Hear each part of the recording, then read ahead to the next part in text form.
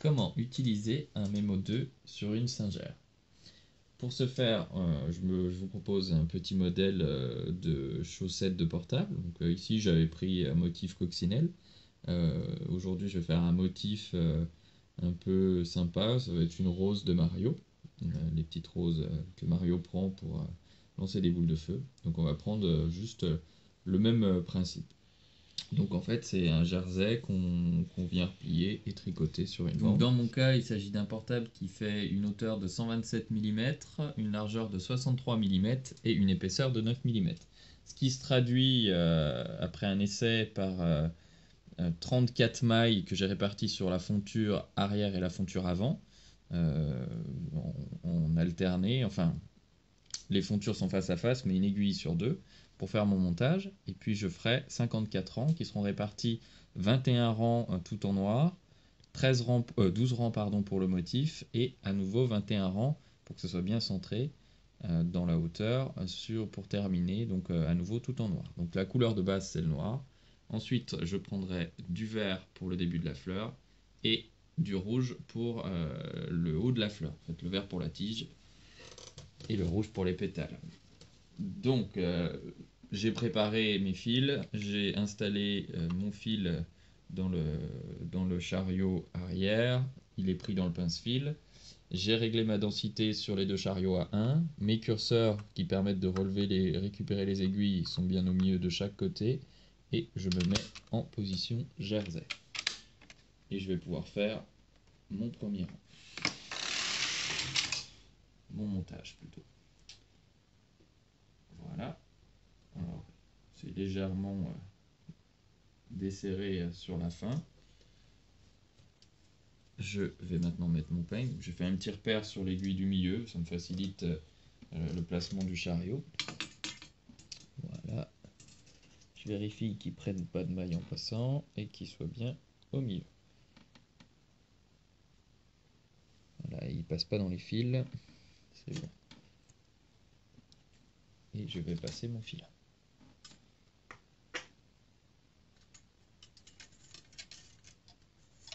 Pareil, en passant le filin, je vérifie qu'il ne coupe pas un fil en deux. Ou quoi que ce soit. Voilà. Je vais m'accrocher un petit poids qui suffit amplement pour 34 mailles. Et je vais modifier la densité qu'on va passer à 2. On se met en circulaire sur le chariot avant, circulaire sur le chariot arrière, densité 2 de chaque côté, et je vais faire un aller-retour qui correspondra à un rang. Donc c'est fait d'un côté, même chose de l'autre. Voilà. Je remets mon compteur à 0 puisque ça ne correspond pas à un rang. Et j'annule le chariot avant, car je ne vais plus en avoir besoin à partir de là. Derrière, je me mets en jersey et la densité qui correspond bien pour ma housse et ma laine, ça va être une densité 8. Donc dans mon cas, pour information, j'utilise une laine de 3,5 qui est un mélange de 50% de polyamide, 25% de laine peignée et 25% d'acrylique. Les trois pelotes sont de même qualité et de même marque. Donc je vais prendre mon aiguille double chat et basculer toutes les mailles de la fonture avant sur la fonture arrière pour pouvoir tricoter en jersey.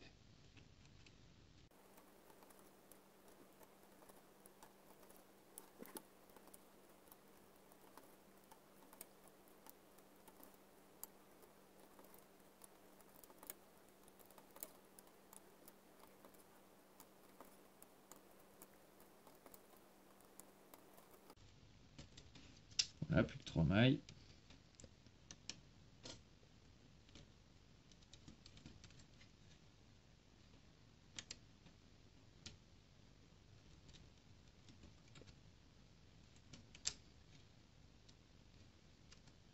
Voilà, j'ai terminé. Je rebaisse bien toutes mes aiguilles sur la fonture avant, pardon. Je me vérifie, même si je l'ai déjà fait, que j'ai bien coupé mon chariot avant, sachant que de toute façon il n'y a plus d'aiguilles engagées, donc je risque pas grand chose. Puis par sécurité, j'ai pour habitude de toujours passer les premières mailles, parce qu'elles sont souvent un petit peu tendues après avoir passé. et ça risque des fois de sauter bêtement. Et je peux tricoter. Mon premier rang est fait, je le vérifie, ça m'a l'air d'être tout bon, je peux continuer. Et on est parti pour 21 rangs.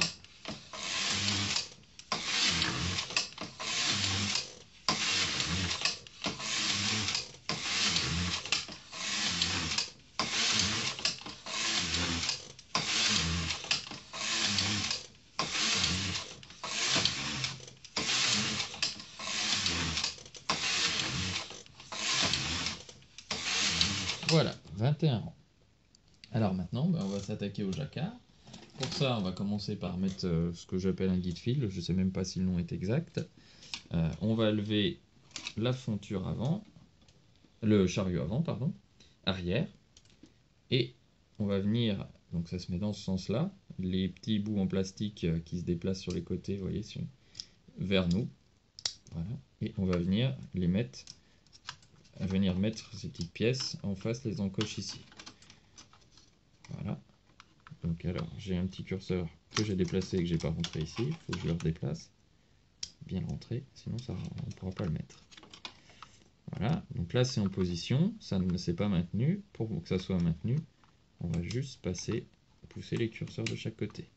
Pendant qu'on est là, donc là il est bien mis en place, il ne bouge plus. On va venir passer en dessous le fil pour qu'il rentre bien dans la lumière du dispositif jacquard.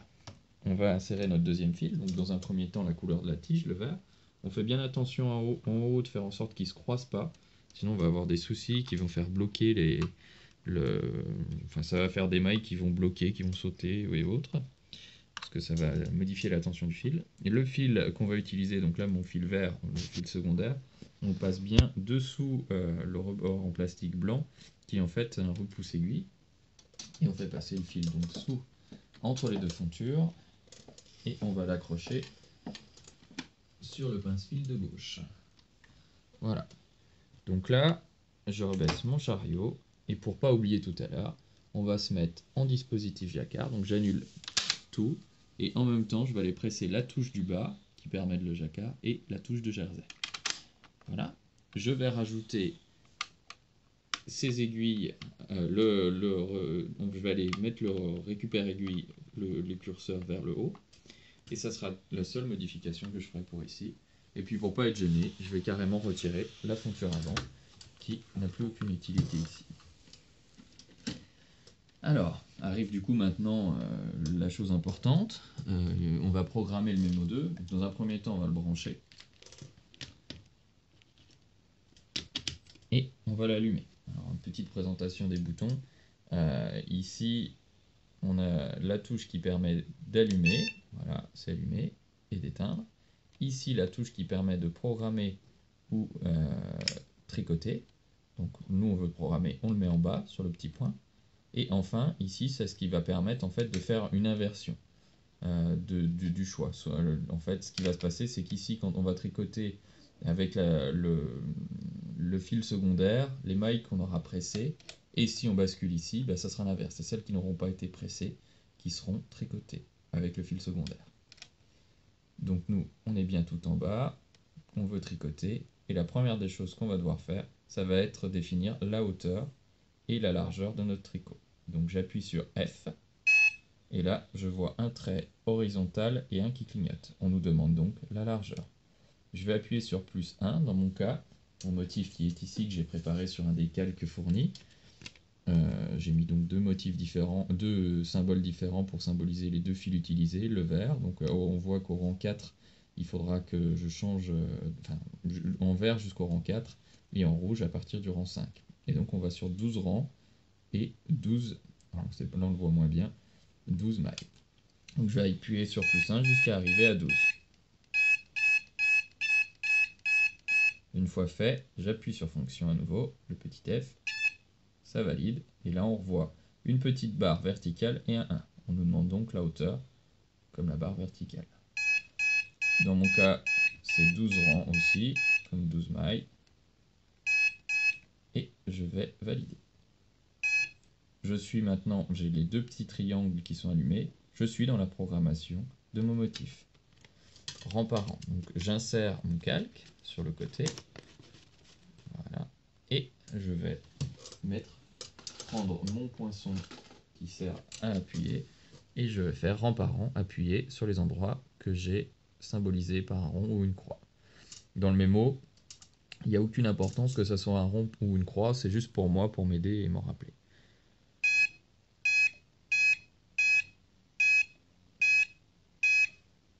Voilà. Une fois que j'ai fait mon premier rang, je valide en appuyant sur +1. Je fais mon rang 2.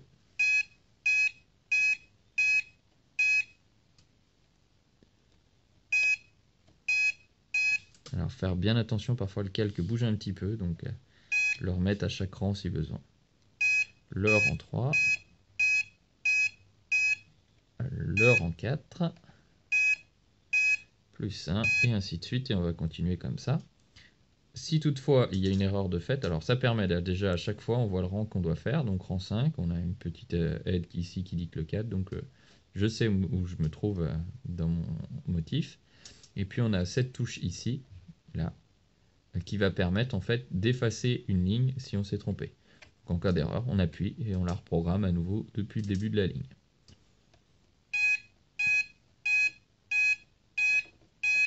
+1 à nouveau.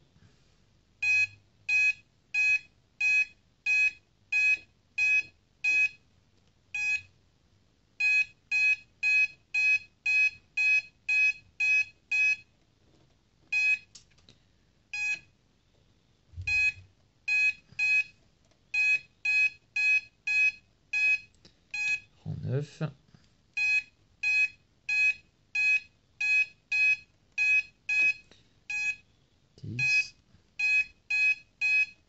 Donc, il faut bien entendre à chaque fois le petit bip qui signifie que ça a bien été pris en compte.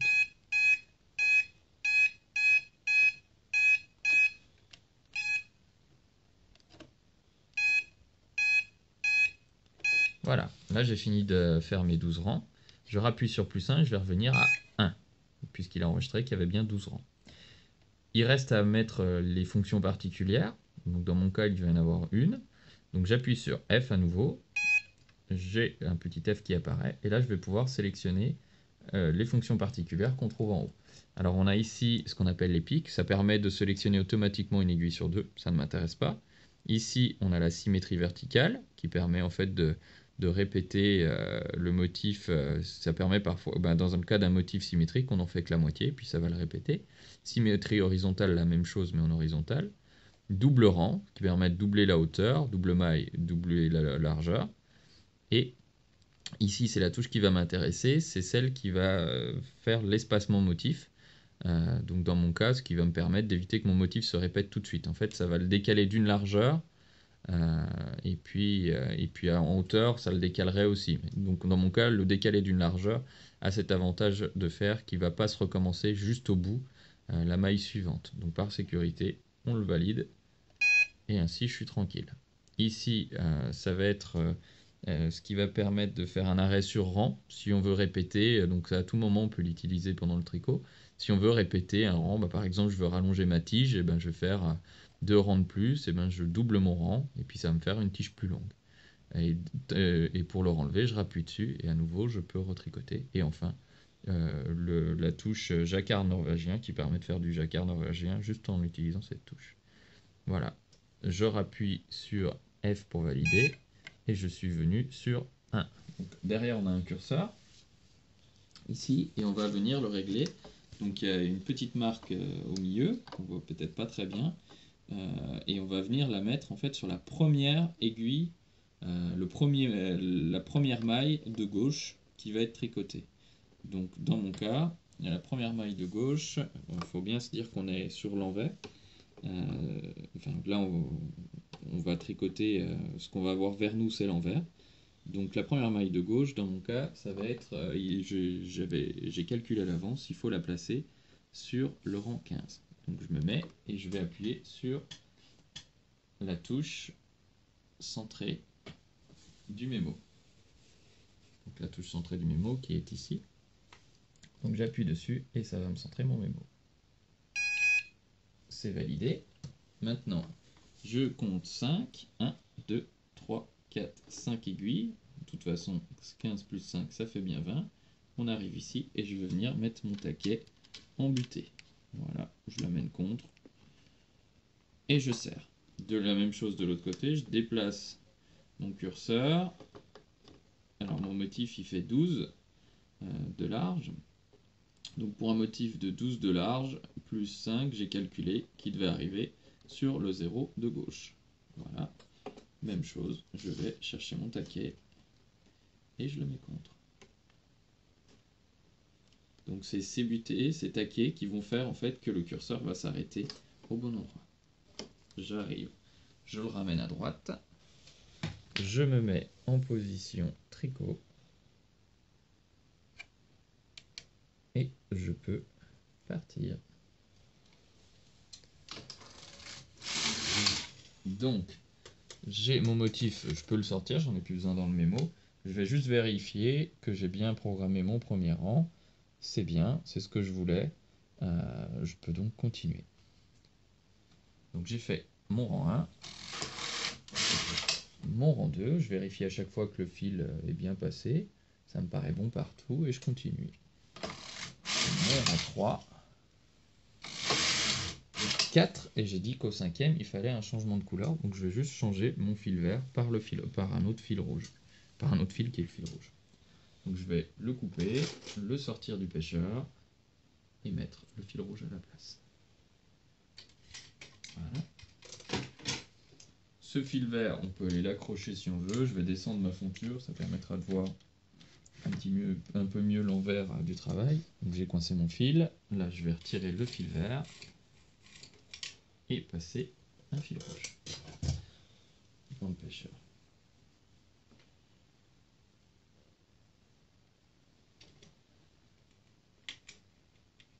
Donc à nouveau, quand on passe le fil, on va faire attention à une chose, et quand on va aller le remettre dans le guide fil jacquard, c'est de faire en sorte que ça ne se croise pas. Donc pas comme ça, parce qu'au moment où je vais amener mon chariot à gauche, ils vont se pincer l'un et l'autre et ça va faire sauter des mailles. Donc voilà, je le passe bien dans la rainure à cet effet. Je vais aller défaire mon fil à gauche. Hop. Je mets mon pince-fil, j'en profite pour défaire le fil à droite qui n'a plus besoin d'être tendu, le noir, et je peux retricoter au rang 5, donc comme c'est indiqué, sans rien faire. Je vais doucement parce qu'il faut un petit temps des fois pour que, comme j'utilise des fils des fois un peu gros, il faut le temps que la tension se mette bien comme il faut. Je regarde, ça m'a pris 6 mailles en rouge, c'est bien ce que j'avais sur mon motif. 6 mailles en rouge. Et donc les poids de lisière, je les ai rangés ici.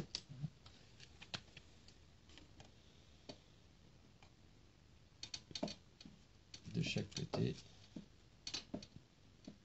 Voilà. De l'autre côté. Ainsi, on n'aurait plus perdre de mailles.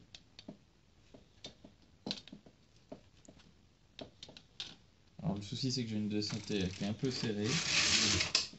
Et du coup, ça facilite les erreurs. Allez, remonter. Progressivement, pas prendre de risques. On est au rang 8. Dans le motif. Tout va bien. En 10.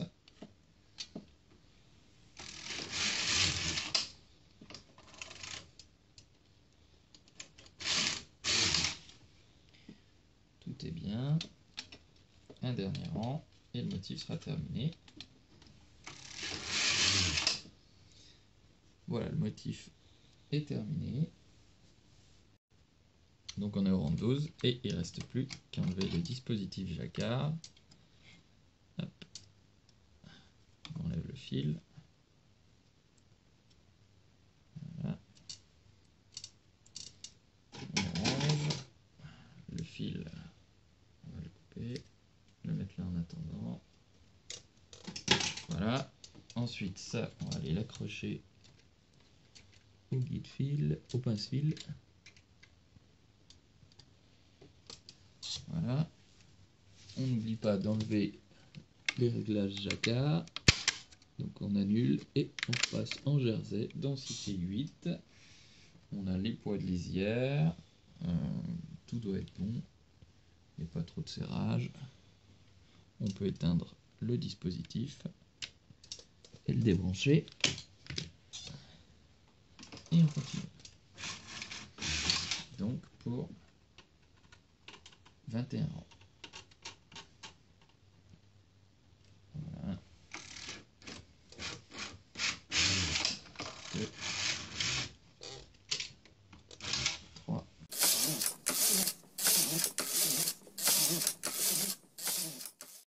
Donc on est au rang 21. Il ne reste plus qu'à fermer. Donc le fil est de ce côté. On lève et on ferme.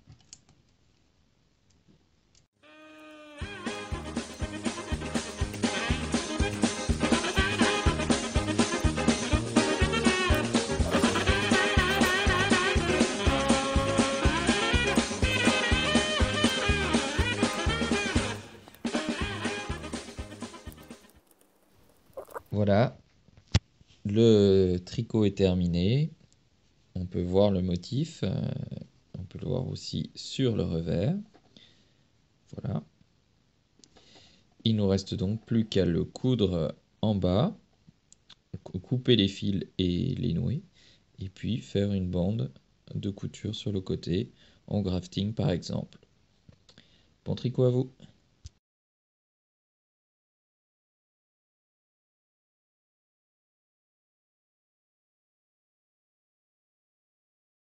Donc en fait c'est un jersey qu'on vient replier et tricoter sur une bande.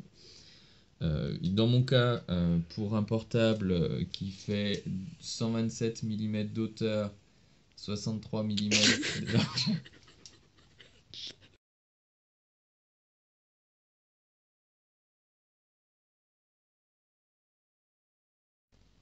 Donc dans mon cas, pour un portable qui fait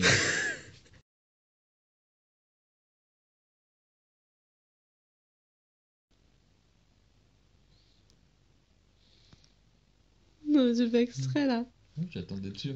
Non, mais vas-y, c'est bon. Je Vas-y, rigole arrête, pas faut là. pas.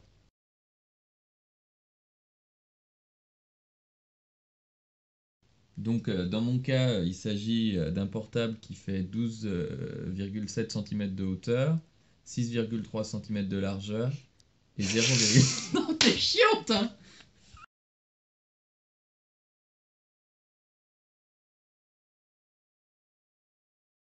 Donc le fil est bien installé, on est dans le 5e rang, on peut y aller.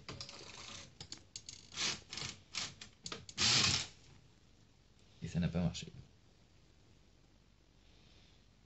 C'est carapaté.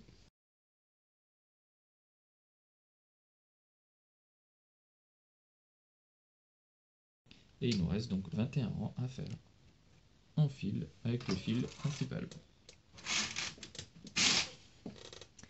Donc toujours ce petit rang, alors il n'y en a plus qu'un sur les 3 qui sautent. On va dire que c'est positif. Alors ça avait bien été jusque là. Après, les choses qui arrivent, j'ai envie de dire.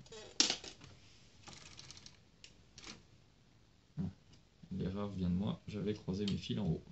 Bien faire attention de ne pas les croiser.